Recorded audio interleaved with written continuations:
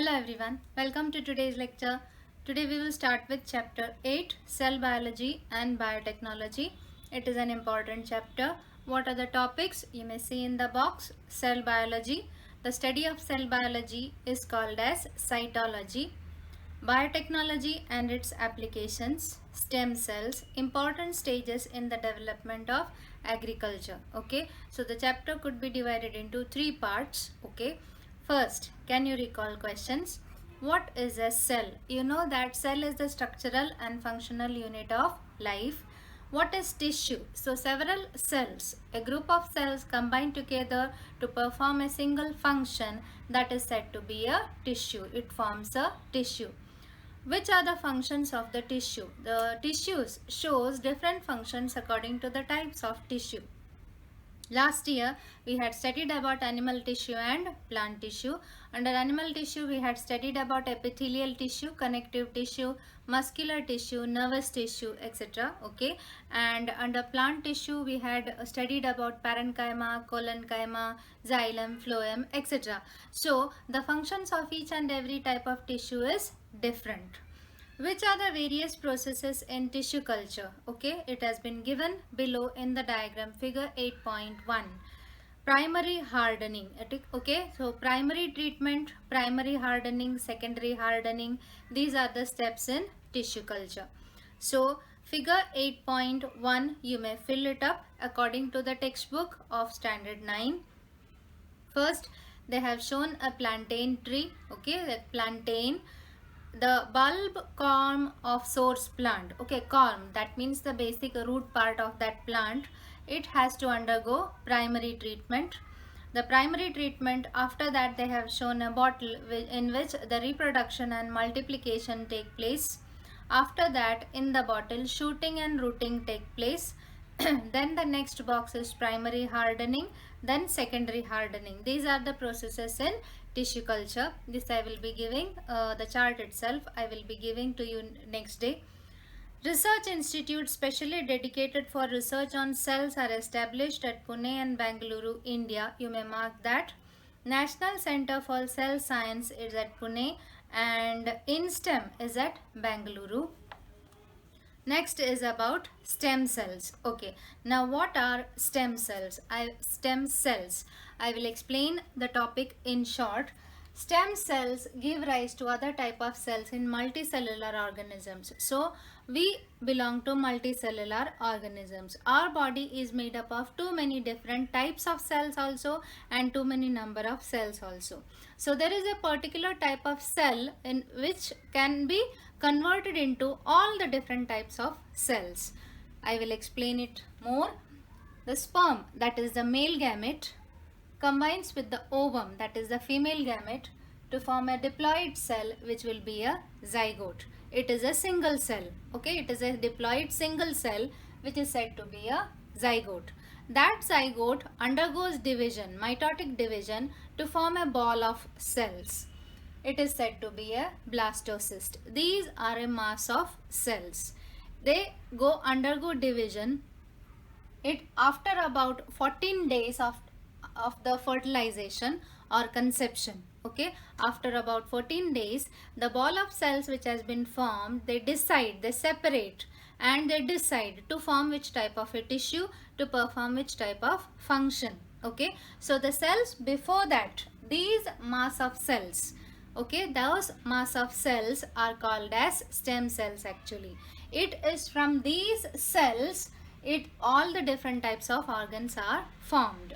So I repeat, the sperm fuses with the ovum to form a diploid cell, that is a zygote, which will form a blastocyst, which will undergo mitotic division to form a mass of cells, a ball of cells, which is said to be a blastocyst, which will undergo differentiation. That means they undergo differentiation. They don't separate, but they form groups and they decide to perform which type of function.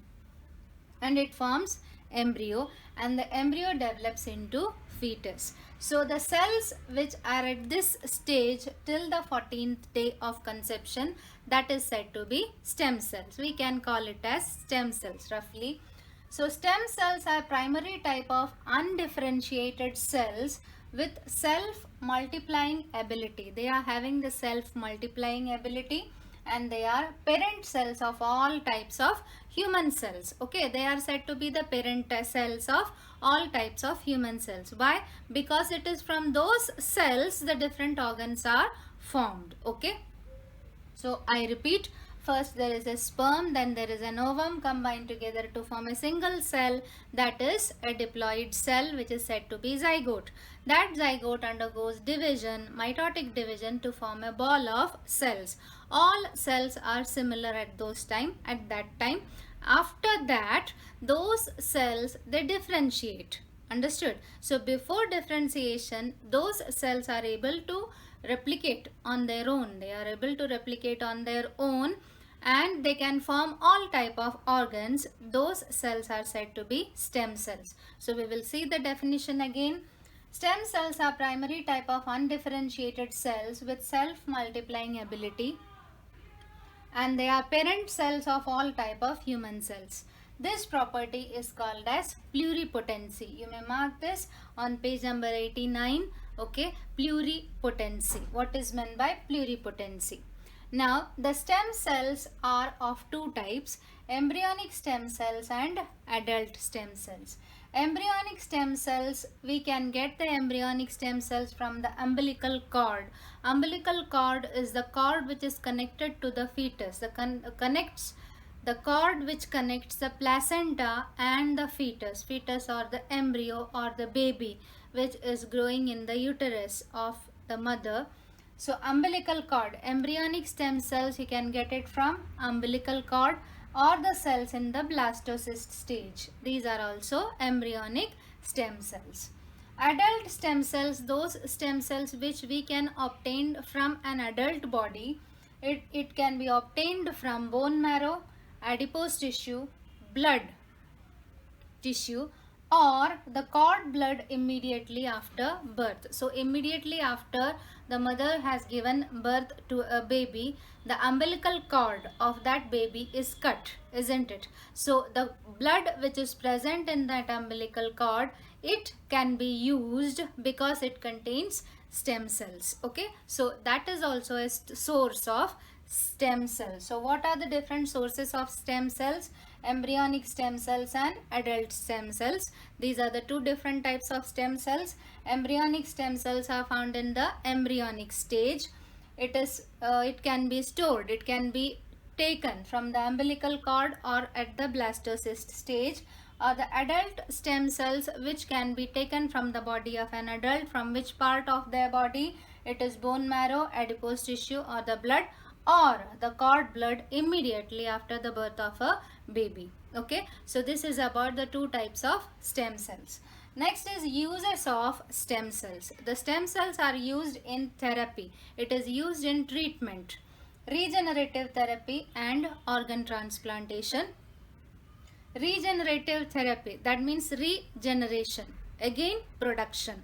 Okay, so regenerative therapy, that is cell therapy, which is to replace dead cells. In case of diabetes and other myocardial infarction diseases, now they are not diseases, they are disorders. Okay, at these times there might be some wounds, there might be some cases in which the cells could be reproduced, cell could be regenerated. So that is cell therapy. So production of blood cells, in case of anemia, these stem cells, if it is injected, it can produce more blood cells. Okay, so regenerative therapy is used in cell therapy and production of blood. The second is in organ transplantation. The different organs could be transplanted from one body to the another. Okay, but the stem cells has to be introduced there, and the stem cells help in this transplantation. Okay, the organ has been transplanted, but the organ should suit the particular body. Okay, the particular receiver who has received the particular organ. Okay, and it should match his body, and it should be able to work in his body, isn't it? So that working, okay, it is helped by these stem cells, because they can perform any type of function, okay, match to that particular organ, and they can function. So it helps in organ transplantation. Lifetime, the organs which can be transplanted lifetime, okay, which we can donate it during our lifetime is eyes or the skin. And posthumous, that means the organs which we can donate only after our death, it is liver, heart and eyes. This is an important question, a frequently asked question. Organs which can be donated during a lifetime and organs which can be donated after death only. Okay, these are the examples. You may write it in your textbook. So this is about stem cells. Now you may see page number 90. There are two diagrams. In the first diagram, stem cells, okay, it can be used to form neuron, which are the brain cells. It can be used to form intestine, liver, heart and bone, okay, because those cells are able to function, able to form any type of organ. Stem cells, they can replicate themselves. This is one important property.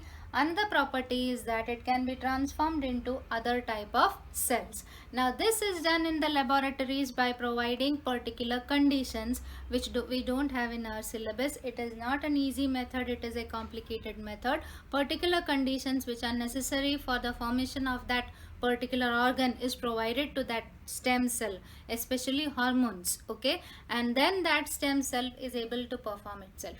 Okay, so this is about stem cells. Now we will see what has been given in the textbook. Page number 89, stem cell preservation.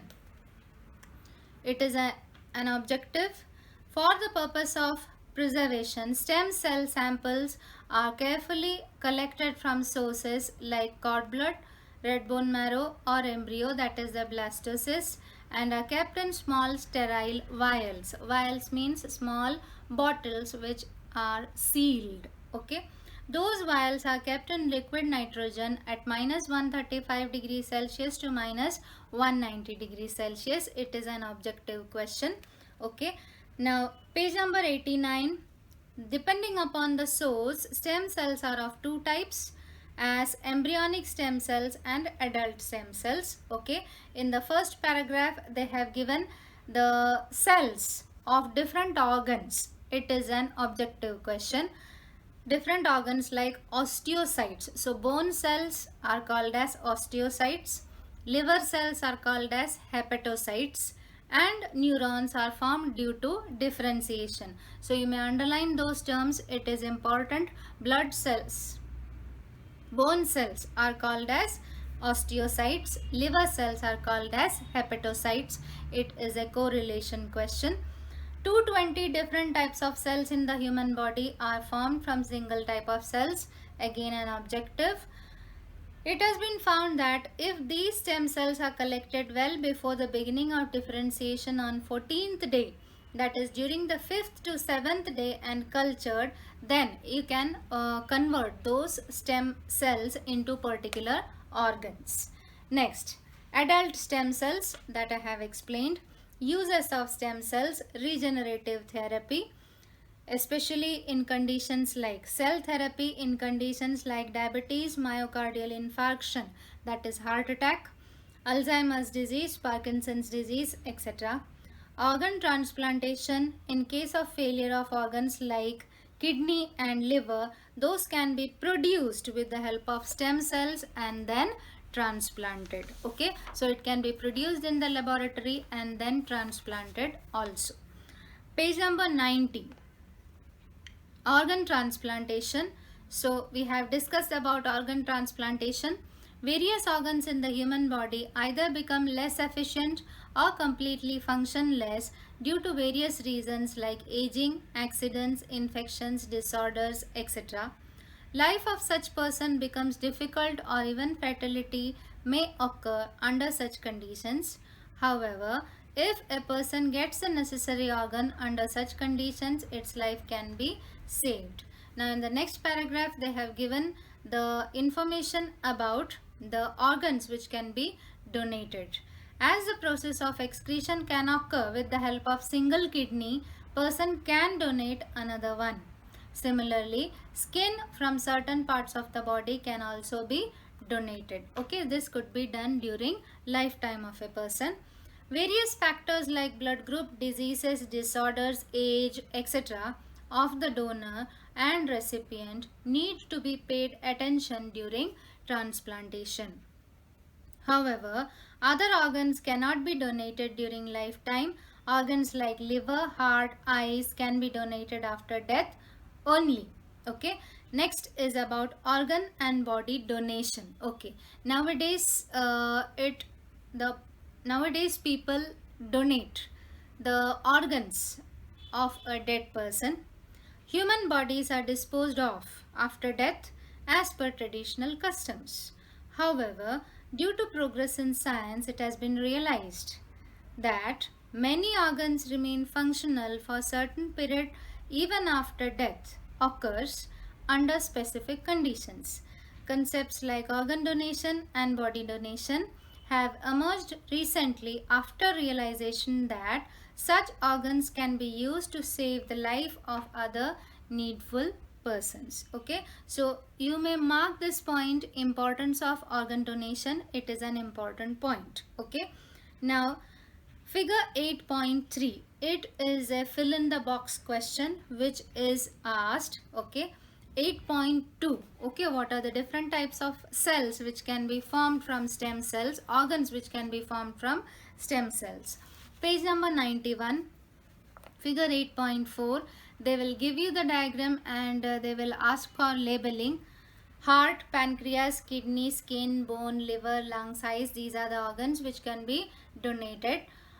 Always remember, organ donation and transplantation is under the control of Transplantation Human Organs Act 1994 and subsequent amendments of 2009, 2011 and 2014, so that overall process would be transparent and any person would not be cheated. Okay, so the first topic of this chapter is about stem cells. The first part, a little part, is about tissue culture. You may mark the figure, the first figure, okay, and that is the question which is asked. And the next topic is about stem cells, the definition, the types, uses and the diagrams. Okay, you may go through the textbook. If you are having any doubt, you may ask. Thank you.